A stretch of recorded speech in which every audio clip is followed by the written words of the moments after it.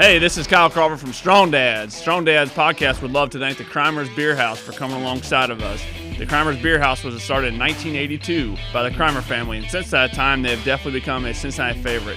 So if you're looking for an incredible meal in an incredible setting, definitely go down to Route 128 and check out the Crimers Beer House.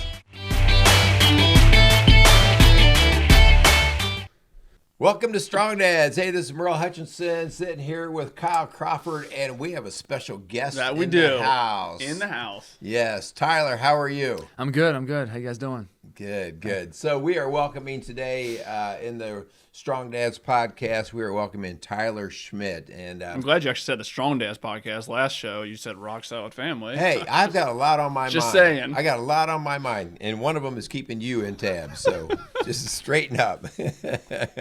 Now, we have a great show coming today, and it's a show that's we believe is going to provide a lot of valuable information, a story, and also some hope on the other side of things. And so we're really looking forward to getting into our show. Tyler, I've known you for quite a while. Yeah. Right? I mean, back. I'm sitting there thinking like your little butt running around a swimming pool and swimming set. So years ago, both you and your brother swam for us and for our East Central High School and the middle school over there. And we're going to get into a little bit of that, but then we're going to kind of maybe walk through your story and let you tell your story from Absolutely. there. Okay? Yeah, indeed. So before we go on any farther, let's thank a few people. We absolutely should. Yeah, definitely. Strong Days podcast. We would love to thank the Crimers Beer House down on Route 128. Thanks so much for coming alongside of us. Definitely, if you're looking for an incredible meal in an incredible setting, definitely go down there and check them out. Definitely. You know, you got to quit saying definitely. Did I say definitely a Yeah, lot? you say definitely a lot. Hey, I've memorized it. See, I've said it so many times. I've definitely memorized it because I've said it so many times. All right. So I would also like to thank Casey's Outdoor Solutions. Casey they're gearing up. The weather's starting to break. That it is. So he's doing good. So for any of your landscape needs or even decorating, he has a great gift shop located right there in Lawrenceburg, Indiana, outside of Bright, Indiana. So go check out Casey's Outdoor Solutions for any of your landscape needs. All right. So also, before we get going, we want to thank all of you viewers out there, and we believe in what we're doing here at Strong Dads. Our message, we believe, is important. There's not a day that goes by that I don't work with dads and couples just trying to shore up that family, and that's a big purpose of what Strong Dads is about. We like to have fun on the show here, but we all ultimately like to challenge and encourage you Sure. men out there because we need you. And when we don't have good dads doing what they need to, everybody pays the price. And so we want to encourage you guys to keep sharing our show. Yep. Give us a 5-star rating. I mean, so much of this is a message that we have to learn how to get the messages out, bring these sort of things to the table. And so 5-star ratings and subscriptions are how we do it. So please do that for us. Yep, for sure. Yeah, we definitely now more than ever, we really think that the purpose and the role of the dad in the house and the man in the house, being that strong dad, is so vitally important right now, more now than ever. So definitely, just like Merle was saying, man, definitely share our message. We think what we say sometimes is we have good shows. I think Definitely we have quite a list of shows. So definitely check some of those out. Check out some of our previous shows, and yeah, for sure, definitely share those.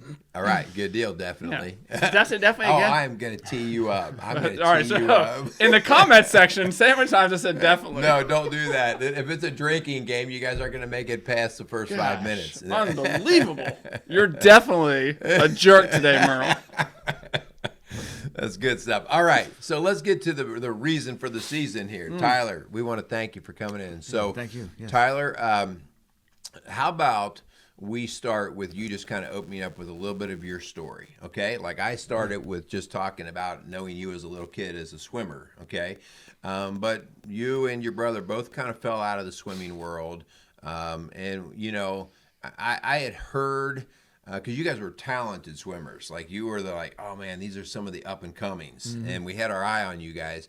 And both of you, what did you swim up through? Maybe 8th grade, 9th grade, something like that? I think it was my sophomore year. Like okay. That. And then, you know, we kind of lost you. Mm-hmm. What happened at that point? What started to go on? Yeah, so I think starting actually my freshman year, and I remember swimming my freshman year and doing really well, and and my brother was doing really well. We were talking about colleges, looking at us and stuff. Yeah. But like my freshman year was like the year I kind of like got into like partying pretty hardcore. It was actually my 8th grade summer, so going into my freshman year, I ended up dabbling with a lot of like psychedelic drugs. Acid was real big. People were drinking on the weekends at high school parties. You know what I'm saying? So I kind of got into that in my freshman year, and then it just kind of progressed. I remember my freshman year, I started getting into selling drugs as well. And if I recall, I remember my brother got, I think, suspended for smoking because he was smoking cigarettes. And I think they were like, not letting the swimmers smoke. That's when drug testing started to come into play. Imagine that, yeah. Right? And so I remember like the talk about, if they drug test us, like, what are we going to do? And because a lot of people were partying, using drugs. And so I remember when my brother got kicked off, I think, or suspended, one of the two. I was like, all right, well, I'm going to follow suit. So I kind of followed my brother, and really the whole like sports thing took a back seat, and what became a priority was, just partying every weekend. I remember I was going out of town a lot too. Like starting my freshman year, I wasn't even driving yet, but I was like going to Indianapolis, Chicago on weekends to big rave parties. And that's when the rave thing That's was when the really rave thing was really running, big, yeah. what was that, maybe 2000, 99, 2000. And, every weekend it was like, where's the next party at? And that was just priority. College, swimming, sports, like none of that was really even on my radar anymore. Yeah. And I think my brother was kind of in the same boat, like just partying became a priority, and he felt like, well, they suspended me, so I don't have a chance anymore, so I'm just going to do what I want. And I think we were still dealing with a little bit of fallout. Parents were divorced not that long prior to that, and so there was a lot of we had a lot of freedom, because Dad wasn't in the house anymore from the divorce, and so my mom was kind of like trying to manage two wild animals, where we were just like, hey, we're doing this. We were sneaking out of the house, just. Can I stop you for a second? Yeah. Just because you're bringing some things back to my Sure. memory. So I remember when your parents were going through that divorce. And because prior to that, we'd see you guys all at swim meets together. We'd see the whole family, And then when that divorce took place, I will tell you, I remember you and your brother, kind of making a remarkable wild child sort of move. Like, and you could tell, oh man, the house is kind of falling apart here. I remember that. I remember having conversation with some of the other coaches. It's like, man, these little guys are running. So yeah, I remember that. Huh. Yeah. Interesting. Yeah. Yeah, and I can, honestly say, like, I've had a solid dad, great dad, but it's like when the dad gets removed from the house, like that dynamic of having both parents in the house, there's a certain type of power and authority to that. So when you break that up, it was just harder to discipline us, and it was easier for the kids to just us to do what we wanted to do, and really with lack of discipline, we were just running like wild animals every weekend, and so that just progressed through the years. There became more drugs. I don't think I got in a whole lot of trouble because I was pretty witty and smart, knew how to kind of duck and dodge out of trouble. I got good grades when I didn't even have to study. I could just take a test and ace it. So that was really what kind of carried me through, because if I wasn't, if I didn't have that, I would have flunked out, dropped out of school. But by the grace of God, graduated high school, and I think my senior year, I was really big into art. It was like that was my kind of plan B, because I was always producing art through high school, and it was like my art teacher was like, hey, if you get a portfolio together, maybe we can get you into art college. And I thought college was the way to be successful, so I stumbled my way into like a very small partial scholarship to San Francisco Art Academy, and went there as soon as I graduated, and kind of that didn't really help. I was now kind of doing the same things in a very wild liberal city that, just You fell right in, but probably you felt like you were in this little heaven, didn't you? Yeah, like, yeah, man, yeah. This is perfect. Is that how you Yeah. felt? Or Oh, did yeah. it- yeah. So you for didn't sure. really question it. Like you thought this was great. Yep. Yeah. I thought it was great. For about a year, eventually I would, drop out of school, and then I just became super depressed. I had no purpose. The majority of my life. Did you move back home? Well, back this way? Yeah, so I did, and I remember like right before I moved back, I called my mom crying. I was just depressed. I had no job, no money, no purpose, and I just, the school thing flopped, and it was like, what am I gonna do? And I remember just feeling that deep in my spirit, just, searching. What am I searching for? Purpose. Why am I here? And it was just, it made me mad. I remember calling my mom, like crying, like, I'm broken. She's like, I'm going to put you on a bus, come back. And so nothing really changed when I got back. Kept doing the same things. Like, I just didn't know what to do. I don't think my mom had the capacity to really help me the way I needed to be helped. I didn't have any mentors in my life.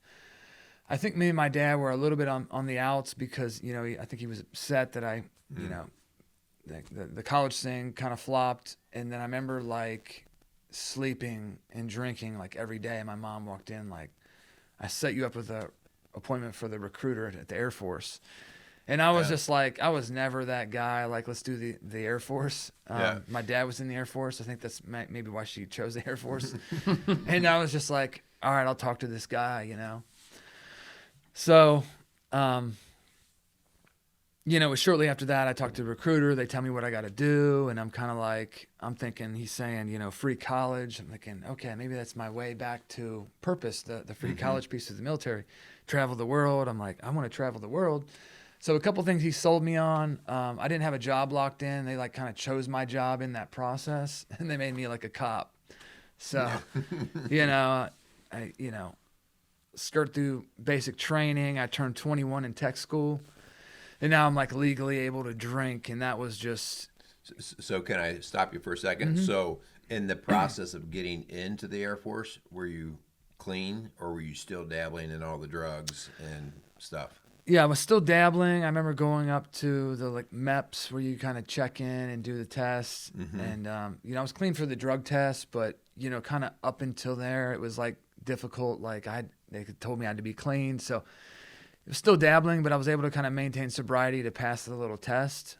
And then once I got into the military, I was kind of like, it was easier for me to kind of set down the drugs because now I'm 21 and I can drink. Okay. And so that's kind of what took place. For me, it was always something moving around substance-wise that I would latch on to. And, it was psychedelics, hardcore drugs in high school, and then it was just alcohol when I was in the military. Yeah.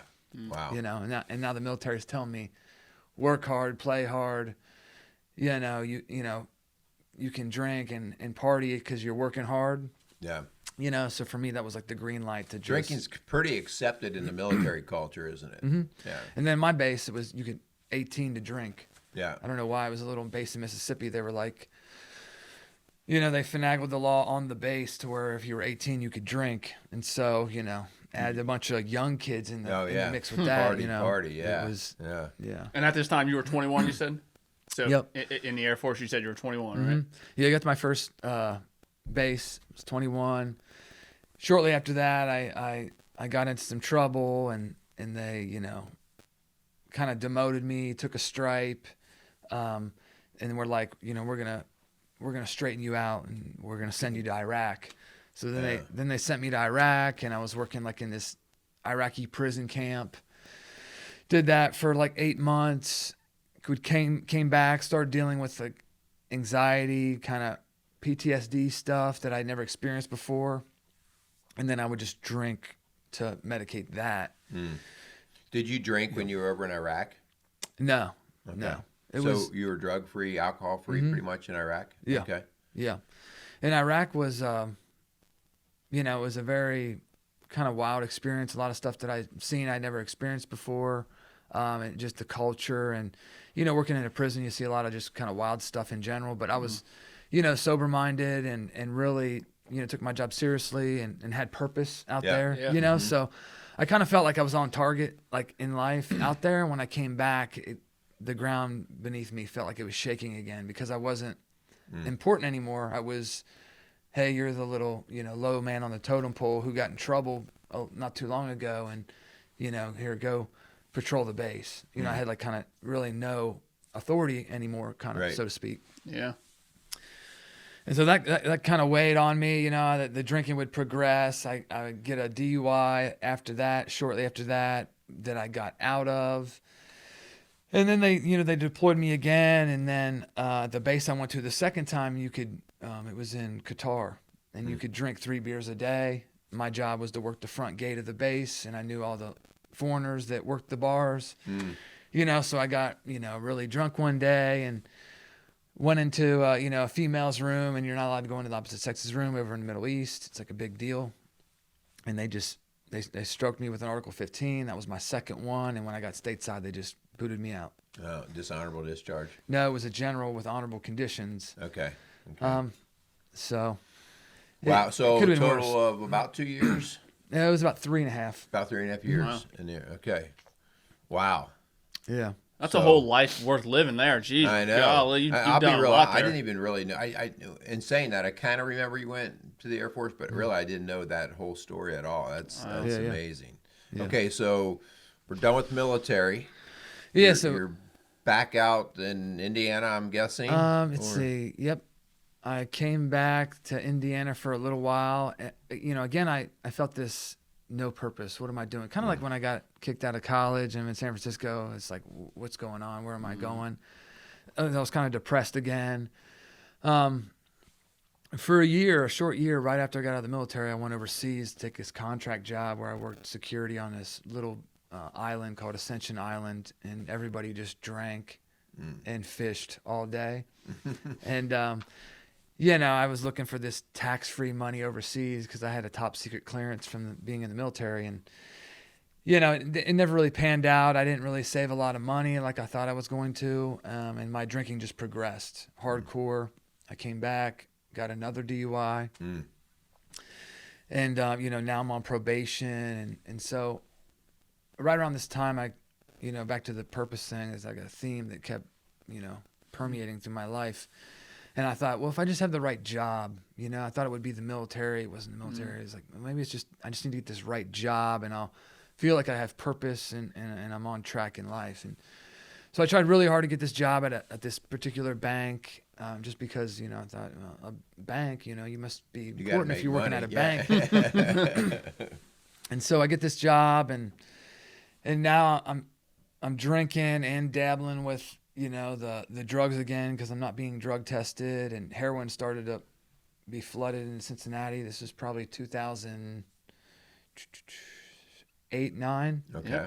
Around then, started to come back. So I was dabbling with that and trying to work this job, and, I was showing up late and letting dope boys borrow my car. I had a really nice sports car. I'd let, drug dealers borrow my car for like $quarter gram, like barely anything of heroin. And so I found my spot. My life was just like, what am I doing? Letting people borrow my car, and I can't quit using this drug. And eventually I quit the job to go into hair school because, I was getting ready to get fired. And by now I found out that the VA would pay for my schooling. I found like this educational benefit since I was a veteran. So they were going to pay for my schooling, and I ended up jumping into cosmetology school to be, hairstylist. That's a little That's a big turn. Yeah. Not a little turn. That's a From big the turn. banking industry Yeah. to... Yeah. Okay.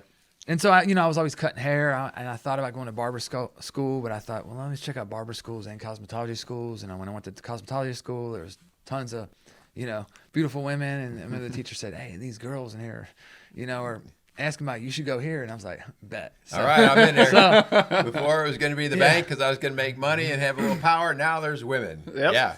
And so, shortly after that, I took a hard right into cosmetology school, and I'm progressing through that, but still dabbling, drinking, and just life's totally unmanageable, And so probably halfway through, I remember I had to take like a leave of absence in school and go into like drug and alcohol treatment at the VA.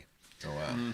So Was that You by did- choice? Yeah. that was by choice. Okay. Yeah, it was just, I was in some chains. Yeah. The heroin thing was just progressing, and I felt like I was drowning, so I went on some kind of temporary leave with the school Sure. piece. Went into treatment. So in treatment, I hear about AA, NA, 12 steps, meetings, all this kind of recovery stuff I've never heard of in my life. Mm-hmm. So I thought, well, cool. Maybe I'll try some of this. Sure. And didn't listen to what everybody was saying when they would come in, but I tried some of it. I went to a meeting here, a meeting there. We talked to somebody about sponsorship, but never got a sponsor. Never really went into meetings. Never fully dived into it. And still during this whole time, God's not really on my radar. The church and plugging into church wasn't on my radar at all. It was just kind of recovery was introduced into me, and I thought in the back of my head, like, okay, these people know what they're talking about. They've kind of broken through this bondage of addiction. But it was soon fleeting, Yeah. But there was a seed planted. So, I go graduate cosmetology school, come out, and now I'm trying to build a clientele, and that was just horrible to watch. Eventually, I would get on methadone because the opiates would come back into my life. And, I'm drinking on top of being on methadone. I gained like 60 pounds. I was just sweating profusely, trying to build a clientele. I just looked horrible, you know what I'm saying? And I was really unhealthy and just smelled like booze. Were you high during work? Like every day. Every day? Yeah. So you're cutting my hair and you're just flipping out. That's Yeah. scary. So I remember this one particular time my dad came in because my parents were still trying to support me and come in and let me cut their hair. And, I still cut my dad's hair today. But I remember this one time he came in the salon I was working at. And, 60 pounds overweight, reek like booze. And I'm on methadone. It makes you sweat like profusely. And I was just sweating. I had a rag and, just crazy sweating, trying to cut his hair, smelling like booze. Super overweight, like just. I've never seen you overweight. You've always been. I got a lean, picture. trim. I should show you. It's wild. But Yeah. my face is all puffy and. Moon pie. And so my dad, he would tell me after like a year or two after, he said, "Man, when I left, I was crying."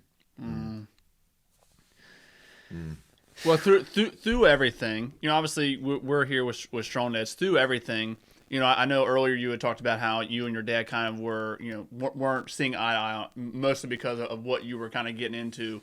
Like, what part in all of it, through the military, getting deployed, coming back, going to cosmetology school, like, what part did your dad play in all that?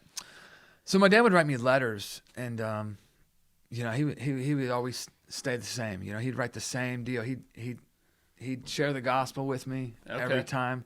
When I was in the military, and even when I got out, I remember too. Shortly after that time, I cut his hair because I was like a zombie, And I remember he would write me a letter and kind of explain like this is the truth. You know what I'm saying? Like this is my love for you. Like I ain't talked about this in a minute, but You're good. But he would always just, very articulately, he's a really good communicator, and he would just communicate his love for me. Yeah. He'd share the gospel and a 4-page letter, handwritten. Wow. And would send me these letters periodically, kind of like, this is where I'm at. I love you. This is the truth, kind of encourage me. You can do this. But, he was done giving me money, opportunities. Sure. At one time he let me stay with him, and it was just horrible. So he had that boundary, and it was rock solid as far as enabling me and giving me stuff. Stopped the enabling. That was the tough love part. How did you handle that? Like, were you resentful to him? Like, oh, Dad, I need some money. You're not helping me here. Or did you understand it and appreciate or respect it at least? I did respect it. I didn't like it at times, but I kind of knew from the very beginning what I got with my dad. He was the authority. The discipline. So it's like I kind of already knew the score coming in. Right. With my mom, it was, I'd be upset.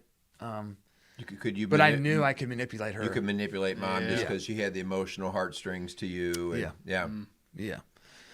So, keep going. Man, dude, Okay. keep rolling. So, it's getting close to the final chapters here. So, I'm just on methadone, can't quit drinking. I go back into the VA treatment, inpatient treatment. And I ended up doing that a total of 6 times. I left early 2 of those. But shortly after I find out, that I have 2 big lesions on my liver, they do all this blood work. They're like, your liver enzymes are crazy. We got to do all these tests. They rushed me in to get, where they take a little sample of your liver. Yeah, biopsy. Biopsy. Yeah. Had 3 biopsies and all these tests, MRIs, and they're like, look, here are the lesions. And they show me the picture, and they said, we need to get you on a transplant list. So over the course of the next maybe, about a year, I'm talking with surgeons and trying to get on a transplant list. And I'm drinking hardcore going in to talk to these people. Wow. With some gum in my mouth. Oh. So they never called me out. They had to have known I was drinking, but we're in there talking about liver, and they're like, you need to maintain this much sobriety. And so I remember this guy's mom in this treatment center that I went into at the VA, this guy's mom kind of befriended me because she was helping me reconnect with my mom.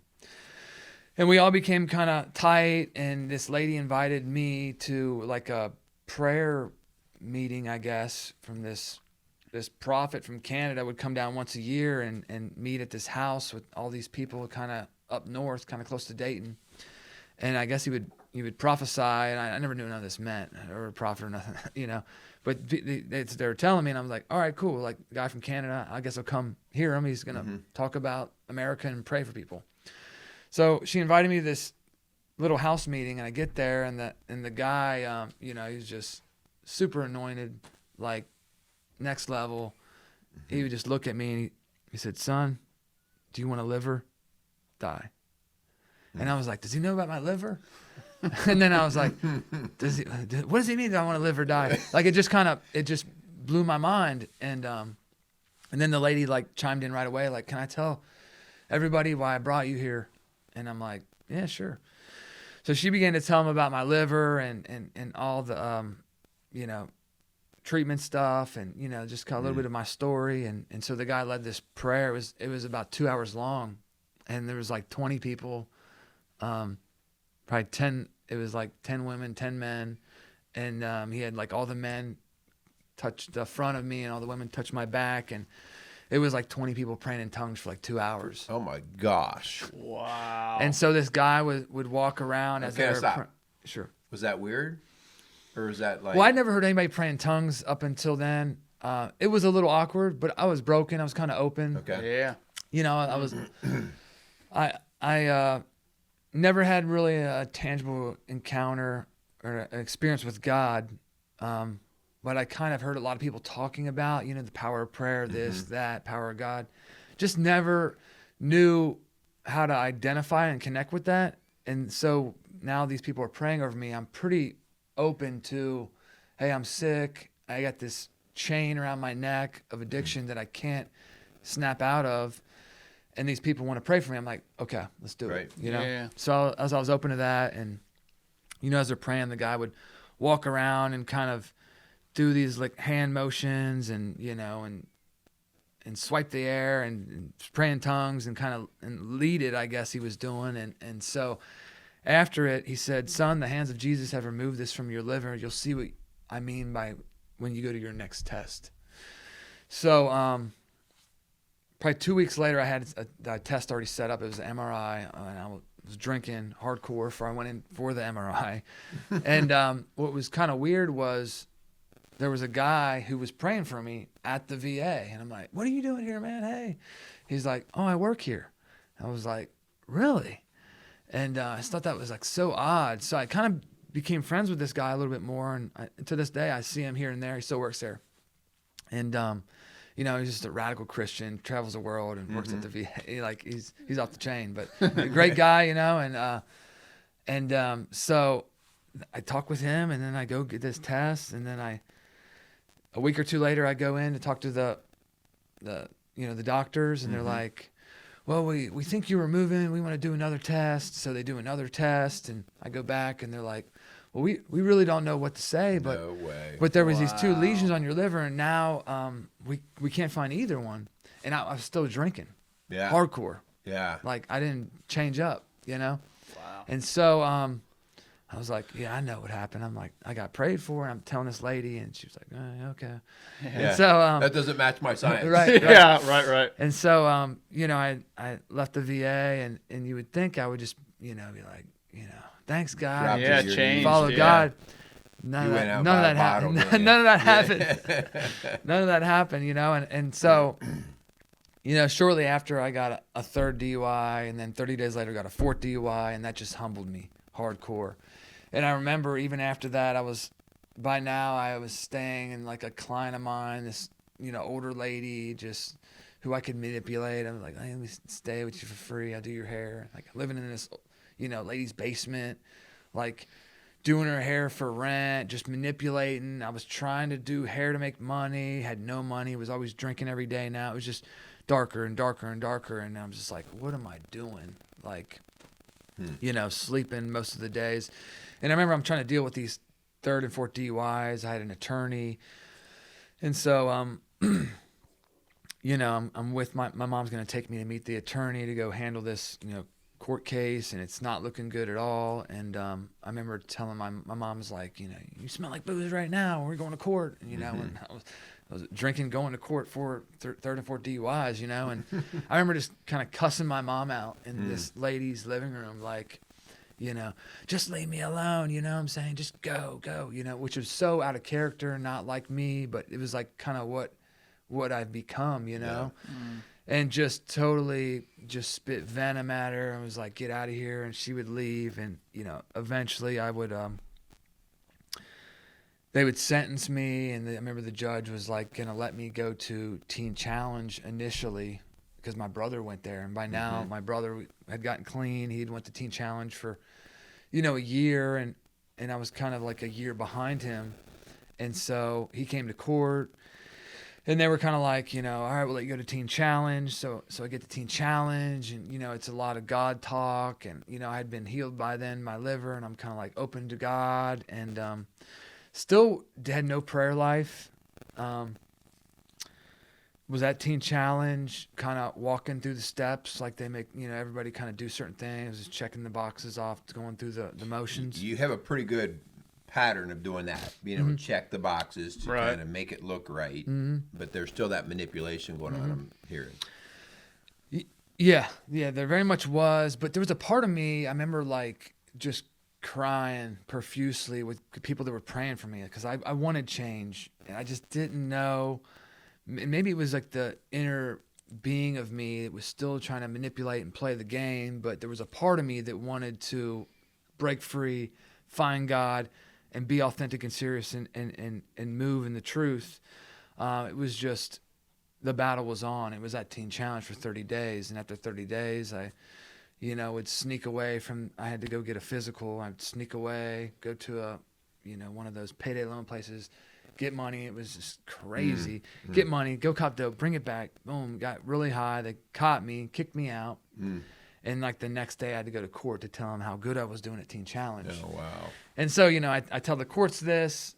Obviously, they sanctioned me. I do 90 days. And so this is kind of like 90 days in prison and jail? 90 days in jail in one of their kind of treatment programs. Okay. So, you know, Hamilton County Jail has a few different men programs for, you know, addiction. And so they sentenced me to the 90-day one. It's called Turning Point. Yeah. And so up until there, I remember smiling when I got sentenced. I was actually high. The prosecutor called me out during sentencing and said, "You're high now, aren't you?" And I was like, "Yeah, I am." And I remember being so happy that they had just, you know, sanctioned me with that and that I was called out. It was like this very unique emotional cut in my spirit that because the courts were trying to help me. They were working with me, and I was doing good, you know, as I was going through the system, and they wanted me to do good. But it was at the very end where they had called me out, and I respected them trying to help me, you know, and it was like this moment where I was just kind of, you know, naked before everybody I knew was trying to help me. And when they called me out and sanctioned me, I kind of knew, like, okay, this is kind of what surrender feels like I'm done. Like I'm just throwing the towel in. I knew what I needed to do, because up until then I had tried methadone, Suboxone, going to inpatient, doing all these things, but I never fully pursued God 100%. I remember these guys at Teen Challenge say, like, if you diligently seek the Lord, he'll reveal himself to you. And I knew I'd kind of not done that. I knew I had not fully done the recovery piece. I knew I hadn't worked the steps. I knew I was kind of just half measures with everything, Right. Yeah. And so basically when I get to this program, I'm just like on just grind mode, where every day, like I made this pact with God, like every day I'm just going to seek you when I wake up, praying, thanking God for everything, small, big, whatever. I'm going to get my nose into Proverbs in the beginning, because the Bible seems overwhelming. So I'm just going to stick with whatever day it is, whatever proverb that is, and just read that and try to digest that. And a lot of that was relevant to being in a program in jail, you know? And so I'm nibbling on a little bit of the word. I'm praying, getting my prayer life down. And within like 30, 60 days, I just feel my spirit's starting to catch fire. And so towards the 90 days, I knew I couldn't go back to Indiana. And I remember as I'm getting ready to be mitigated out, I go in front of the judge, and she said, your probation's terminated. You can go back to Indiana. And my mom was in the courtroom. And I just knew I couldn't go back to mom's. I couldn't go back to Indiana. I had to plant myself where I could grow, And so I ended up going to this recovery house in Price Hill, where I kind of started my journey. And I just got really tried to be as serious as I could with God, you know what I'm saying? Because I was kind of fake up until then. So I'm like, I'm pressed in. I plugged into Church on Fire, with the church that I kind of plugged into at that time. I ended up kind of falling into AA, getting a sponsor, working the steps, but really diligently seeking God through that process. And kind of he just took me on a wild ride, because what I did as a byproduct of kind of working the steps, I kind of inventoried my whole life, everything from, girls in middle school who I treated wrong to, all this stuff, to people in the military. And I just examined all this stuff, confessed it. And then when I was about a year and a half, it took me to go back to everybody I could find face to face to clear this stuff up, to pay everything that I'd stolen or every job that I'd screwed over, and hit coming clean. It was close to like 200 people, places, and things, and who I couldn't, and the things that I couldn't amend, and the people that I couldn't meet. I took up in this like very intense prayer meditation piece at this church downtown. And so, to the best of my ability, I was trying to clean everything up, and kind of what happened was every area, whether it be relationships, employment, finances, that I cleaned up, God just totally revamped it. I could never save a buck, even in the military, and all of a sudden, my money's on fire. Like I'm just have the ability to like control it and save it and steward it right. My employment always was hard for me. And what God did was he opened a door to take a job at this place, called Mount Healthy Christian Village, where I was working doing dementia unit, really sick ladies, doing roller sets, making a fraction of what I made before. But as a byproduct of doing that, it was the best experience of my life. It was a very humbling job, making almost nothing. But, God, rewarded me with my own shop, a year after that. And so everything just started to elevate. And, I was on the bus for a while. I had a 10-year suspension. The judge ended up restoring, all my driving privileges. Somebody donated me a car. It's like everything that could happen to set me up for success was happening in my life. The judge that sanctioned me asked me to come back to be a mentor in her courts. So even to this day, that's how I, am so entrenched in the court system and the prosecutors, attorneys, and judges downtown, because of really just volunteering for about 4 years. My first 4 years in my walk was just once a week volunteering in the courts, trying to coordinate and help people navigate through the system, recovery and whatnot. And it just opened a lot of doors. especially with the career. My career kind of took off. God, put a deep desire to go back to school to be a teacher in my life from when I was like in middle school. And I remember God just kind of revelated me as I was in the courtroom and was like, I'm going to make a way for you to go back to school for free. And I go back to the VA rep who I'd talked to about the cosmetology school. And I go back to his office like, hey, I believe God wants me to go back to school. He's like, well, that's funny you came in here. He's like, because he pulled this file. He said, this is your file. I was going to shred this at the end of today. Oh. So he heard me out. I said, look, I'm clean. And it just so happened this guy was like an AA too. And it was just like a God thing, And he said, all right, we'll pay your way. So they paid me to go back to school and paid me to go to school. And I just, got my associates, got my bachelor's. And then I was just recently in my master's and doing like substituting and all that.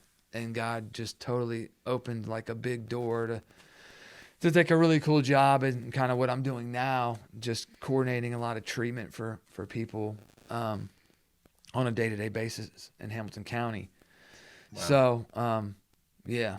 Yeah. It's kind of what a story. Bro, that is dude, that is an unbelievable story of redemption of, a lot of times you hear guys talking about, like, there's no way Jesus would accept me for who I am, like right now. And man, the testimony you just gave is a perfect example. Like, obviously you hit rock bottom and you were in a place where, like, where else do I go? And throughout your whole story, I kept hearing, you seeking for purpose and seeking to try and find something that's going to fulfill you, and you seek stuff out, whether it be the job, whether it be drugs, alcohol.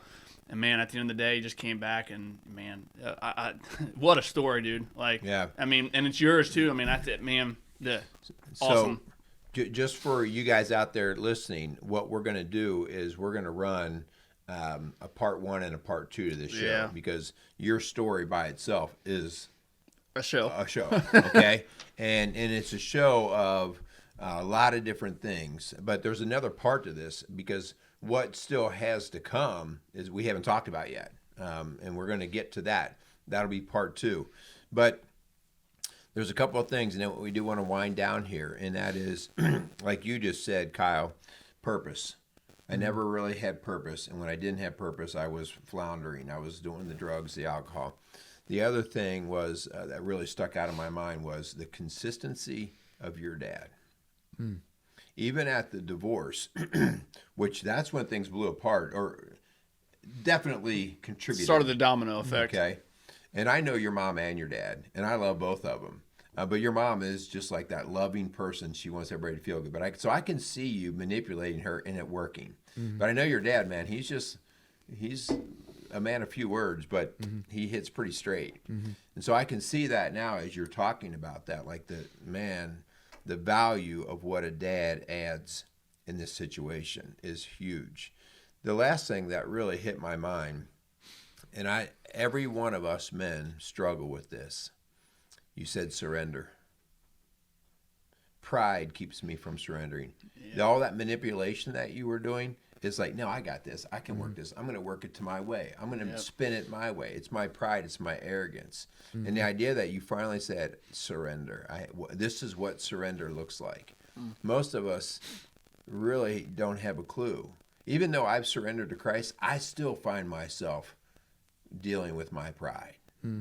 And so staying in that constant, no, I'm going to surrender to him. He's my authority, and I'm going to follow his way. Like you said, you just intentionally just like gave it up and start reading his word and let it start to speak to you. And then the changes starting to take place. Man, how you've been blessed, dude, in some crazy ways. Like the liver thing. Wow. No, you're yeah. And then you go out and go drink more to celebrate the good liver, you know. Yeah. But the opportunities for schooling, the finances, the people that have brought into your life. But I want to compliment you on the idea of you had a list of 200 people or things that you had to make right. Man, that you talk about surrender. Yeah. You talk about putting your tail between your legs and walking back with a humble heart. That's a story right there. Yeah. I want to thank you for sharing that. Yeah, that stuff's not easy sometimes. I mean, Yeah. I know obviously it's your story, so it makes it a little bit easier. But man, opening up like that, sometimes it's tough, to kind of open everything up. And this is my life, and this is what I've gone through. So for sure, appreciate that. For sure. We definitely appreciate you guys listening to us, tuning in every week for what we're putting out. Hopefully you guys are getting something out of it. Hopefully you can relate to what Merle and I are talking about. If you guys want to hear different things we talk about, we would love to get your input.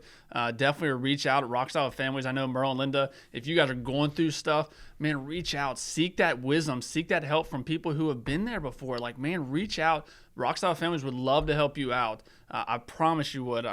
Your guys' phone number is 812-576-7625. Reach out.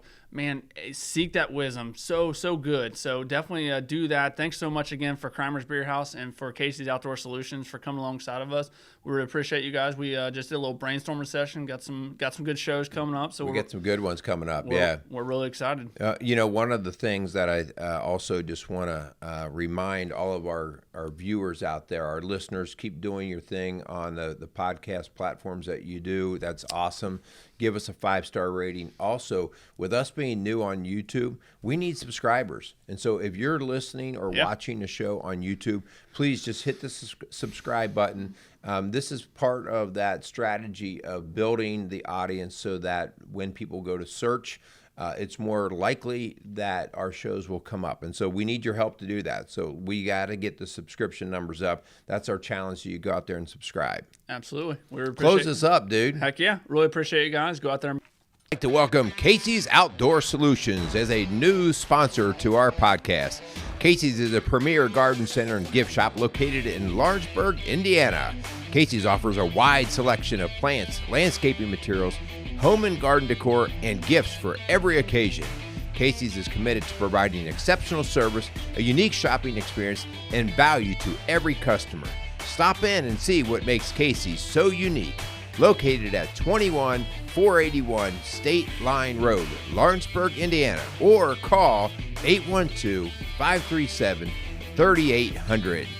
Let Casey's help you add beauty to your home.